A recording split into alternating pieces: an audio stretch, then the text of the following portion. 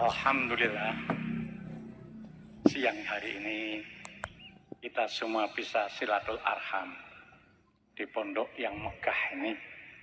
Tidak lain yang kita harapkan, mudah-mudahan kita semua memperoleh barokahnya.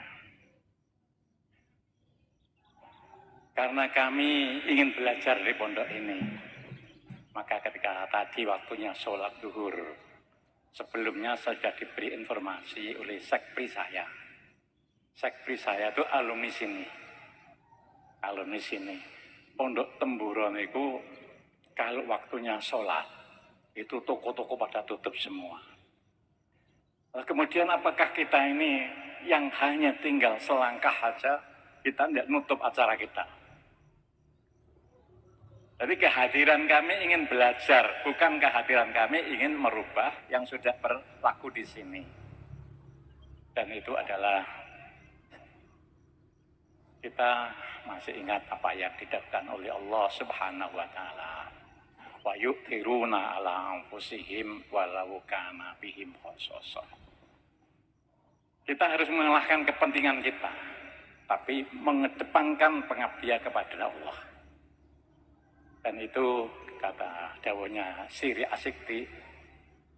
Siri Asikti, barang siapa yang selalu mementingkan kepentingan Allah, mengalahkan kepentingan sendiri, ucapannya akan sejalan dengan takdir Allah. Ini yang diterapkan di Pondok Senduro ini. Maka saya ingin belajar tentang itu. Maka saya meralat dari MC yang katanya memberi tausiah. Saya belum punya cukup nisab untuk tausiah, apalagi di depannya pengasuh pondok yang sebesar ini. Saya akan mundoroso. Saya akan curhat saja, akan muhasabah. Mudah-mudahan nanti ada jalan keluarnya. Saya sudah kagum dengan pondok ini dan sudah punya azam untuk hadir di pondok ini 5 tahun yang lalu. Kalah kali dengan kalau jenengan sudah mulai dulu. Saya 5 tahun yang lalu sudah saya ini sudah ingin azam ke sini. Karena apa? Saya mengagumi. Maka saya ingin mengenal lebih jauh. Dan salah satu teori sufi bahwa kalau kita ingin memperoleh sesuatu yang diperoleh orang-orang yang sukses, maka kagumilah dan cintai. Ini sejalan dengan sabda beliau Rasulullah, almar'u ma'aman ahabba. Itu lebih luas adalah kalau kita itu adalah mencintai, maka sifat-sifat yang dimiliki itu nanti akan juga kita memperoleh sifat yang kita kagumi itu. Itu ya Ibad, datang saya ke sini itu yang azam saya itu. Kemudian yang saya kagumi apa? Pasti ada kan? Pertama yang saya kagumi adalah keikhlasannya. Al-a'malu suwarun qaimah wa arwahuha wujudul ikhlas. Kita mungkin amal kita itu belum ada implikasinya karena tidak ruh. Tidak ada ruhnya. Tadi bagaimana bisa menimbulkan sifat keikhlasan seperti Pondok Senduro ini? Saya ingin belajar itu. Buktinya apa kalau Pondok Senduro ini penuh keikhlasan? Pengabdiannya itu adalah katanya bisarohnya itu majanan yang masak saya tadi lihat. Santri-santri itu tidak mungkin kalau tidak punya sifat keikhlasan bisa mengabdi seperti itu. Nah, ini konsepnya seperti apa? Dan Indonesia termasuk NU ini akan selesai manakala kita ini bisa mengadopsi Pondok Senduro, yaitu tentang ajaran keikhlasan. Kalau tidak punya keikhlasan, maka yang apa? Tamburo, ya wajah tamburo. Tamburo. Ini yang menyebabkan kacau balau itu adalah karena sudah hilang rasa keikhlasannya. Yang bicara bukan hati, tapi yang bicara adalah nafsu. Ini salah satu yang saya angen-angen. Bagaimana Pondok Senduro itu, Tamburo nih ya, Tamburo. Saya masih ingat karena saya dulu kan peternak sapi. Belajar sapi itu di Senduro, Lumajang kan. Tamburo kantor ini. Ini yai, bagaimana kita kembalikan karakter Pondok Tamburo ini bisa diterapkan di semua lembaga. Sehingga betul-betul ruhnya itu ada dan nanti bikin kedamaian. Dan sering perubahan itu terjadi adalah dari satu kelompok. Bukan dari kelompok besar, dari komunitas itu bisa menjadi merubah dunia itu karena punya energi yang luar biasa. Yang kedua, bahwa pondok sini, Pondok Al-Fatah aja nanti saya kesuyu lagi ya. Pondok Al-Fatah ini sebagai bukti keikhlasannya adalah riroh tabletnya luar biasa. Mau dakwah kemana-mana tanpa ada bekal, bahkan rela meninggalkan anak dan istrinya. Mana mungkin roh itu kalau tidak ada orang punya keikhlasan seperti itu, pasti ini adalah karena keikhlasannya, sehingga riroh keagamaannya luar biasa. Yang ketiga, bahwa Pondok Senduro ini, Pondok Al-Fatah salah. Semburo aja keliru ya. Pondok Al-Fatah ini adalah sifat tawaduknya, alumninya Masya Allah. Saya kalau mau nampung alumni sini untuk ngajar sifat tawaduknya di sana. Sifat tawaduk ini kan luar biasa, punya energi yang luar biasa karena keikhlasan, karena tawaduk.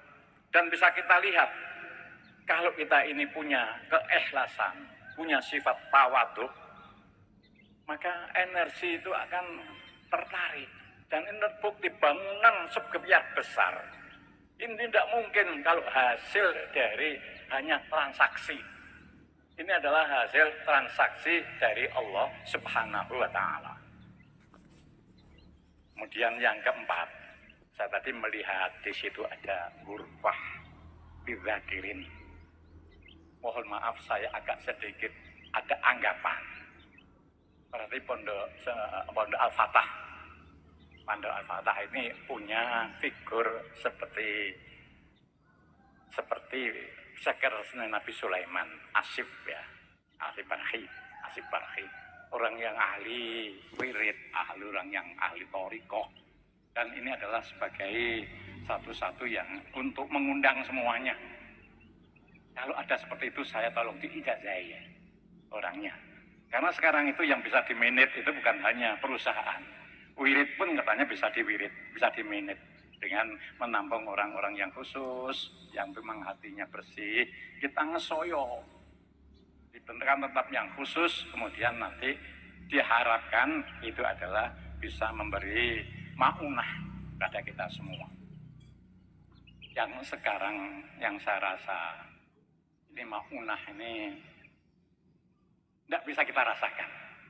Maunah dalam arti istilah ya, bukan maknawi, bukan arti lughah, bahwa istilah maunah ini.